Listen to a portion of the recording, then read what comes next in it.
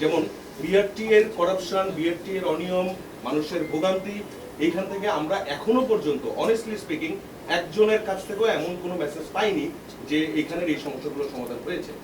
বরং এই বিআরটি এর যতগুলো আপনার কার্যালয়গুলো আছে, যেসব জায়গায় এই ডিরেক্ট পাবলিক সার্ভিং কাজগুলো হয়, সেই জায়গাগুলোতে আগে ধরেন 3টা দোকান ছিল, এখন ওইখান থেকে সরে যে আরো 2টা দোকান হচ্ছে। দোকান বলতে আমি বলছি আশেপাশের বিভিন্ন যারা দালাল চক্র কাজ করে ঘুরে বেড়ায়, ওই জায়গাগুলোতে আমরা তো এখনো কোনো স্ট্রিক্ট জায়গায় যেতে পারিনি। আরেকটা বিষয়, সেটা হচ্ছে একটা উপস্থাপনা এখান থেকেও এসছে, সেটা অনেক মানুষও বলছে ব্যাটারি চালিত অটোরিকশার বেলায় যে তাদের যন্ত্রাংশ আমদানি কেন আমরা নিয়ন্ত্রণ করতে পারছি না। এই 3টা প্রশ্নের উত্তর একটু দিবেন।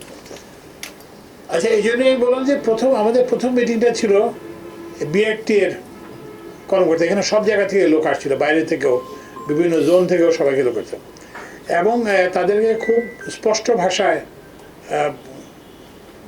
এটা বলে দেওয়া হয়েছে তারা যে আচরণ করতেছে সেটা গ্রহণযোগ্য নয়। এটা 1 নম্বর। 2 নম্বর, আমি তাদেরকে এটাও বলছি যে সরকারের অনেক দপ্তর কিন্তু বিলুপ্ত হয়ে গেছে।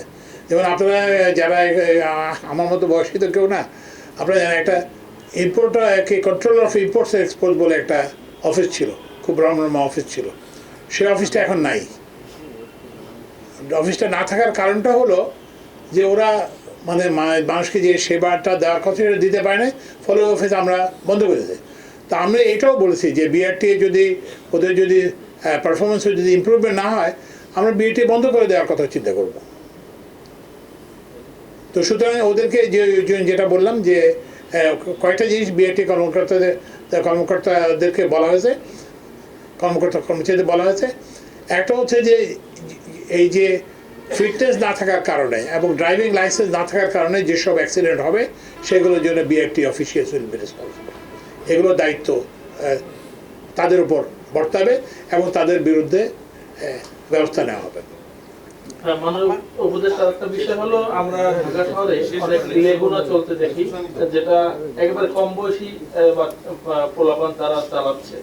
তাদের যেমন ড্রাইভিং লাইসেন্স নেই, অপরদিকে ফিটনেসবিহীন গাড়ি আসলে কতদিনে অপসারণ করতে পারবেন আপনারা? এরকম কোনো গাইডলাইন না, ফিটনেসবিহীন গাড়ি একটা হচ্ছে যে ওই যে আমাদের 20 বছরের পুরনো কিংবা 25 বছরের পুরনো, মানে একটা হচ্ছে মানে যাত্রী বাস 20 বছর, ট্রাক হচ্ছে 25।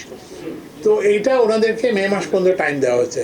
আমরা আগে একটা সভা করছিলাম মে মাস পর্যন্ত, কিন্তু এখন থেকে এটা থাকবে। ওই ফিটনেস না পেলেই কিন্তু ফিটনেস লাইসেন্স ক্যান্সেল করা হবে অথবা ডাম্পিং এ পাঠানো হবে। স্যার, একটা প্রশ্ন ছিল, আপনারা বললেন যে ড্রাইভিং লাইসেন্স দেওয়ার প্রক্রিয়া মানে রিনিউ করা আর হচ্ছে ফিটনেস রিনিউ করার যে প্রক্রিয়াটা সহজ করা হবে। স্যার, এটা কোনো টাইমলাইন আছে কিনা?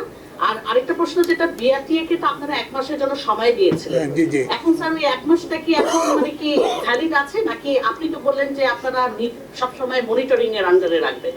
এই স্যারটা টাইমলাইনগুলো জানতে চাই। আচ্ছা, এখন হচ্ছে যে দুইটা, যে ওই যে যেটা বললাম যে ফিটনেস এবং যে ড্রাইভিং লাইসেন্স দেওয়ার যে প্রক্রিয়া সহজীকরণ করা, এই যে ওদেরকে দেওয়া, নোটিশ দেওয়া, এটা কিন্তু ইমিডিয়েটলি কার্যকর হবে। এখন থেকে কার্যকর হবে। একটু দাঁড়ান, আপনার আরেকটা আপনার দ্বিতীয় প্রশ্নটা ছিল। আচ্ছা, 1 মাসের জন্য সময় দিছি। তো আমরা যেটা বললাম যে একটা জিনিস হচ্ছে যে একটা দীর্ঘদিনের একটা অভ্যাস, দীর্ঘদিনের একটা ইনার্শিয়া, এটা তো আর একদিনে চলে যাবে না। তো ওই জন্য আমি যেটা বললাম, ওই যে আপনাকে যে পরিসংখ্যানটা দিলাম, আমরা উই সি সাম ইমপ্রুভমেন্ট। আমরা এখন এটাতে স্যাটিসফাইড না। বিআরটি চেয়ারম্যানকে বলা হয়েছে যে ঠিক আছে, কিছুটা উন্নতি হয়েছে, কিন্তু এটা গ্রহণযোগ্য পর্যায়ে আসে নাই। তো এইটাকে আরও এক্সপিডাইট করতে হবে, তাদেরকে সেই নির্দেশ দেওয়া যায়। এবং আমরা এটা ওই যে কনস্ট্যান্টলি মনিটরিংয়ের মধ্যে রাখবো।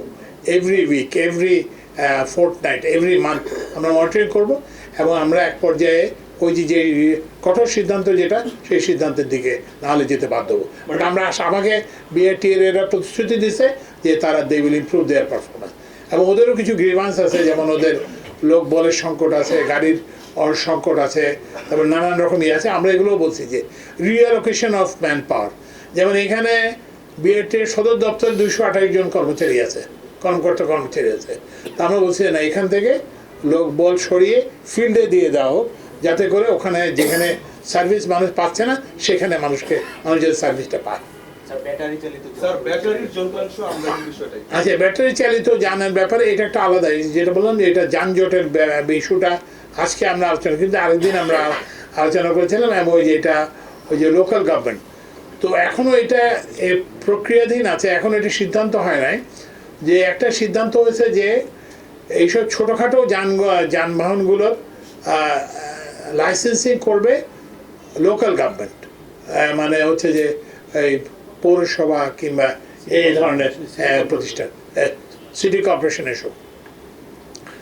আর যেটা বিআরটি এখন যেটা করে থাকে সেটা করবে। আরেকটা হচ্ছে যে তাদেরকে ইয়েতে নিয়ে যাওয়া, কিরকম বলে যে যাতে মহাসড়কে যাতে আসতে না পারে সেটার জন্য ব্যবস্থা, বাট সেটার জন্য একটা আলাদা কমিটি কাজ করতেছে এবং এটার কাজ চলমান আছে।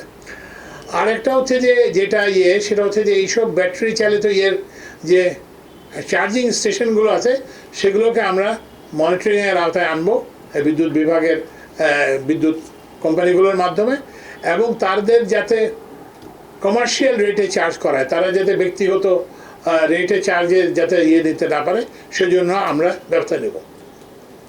আর একটা হচ্ছে যে যেটা বলে যে আমদানি বন্ধ করা, এই বিষয়টাও এখনও আলোচনায় আছে, এই বিষয়ে এখনও কোনো সিদ্ধান্ত হয় নাই।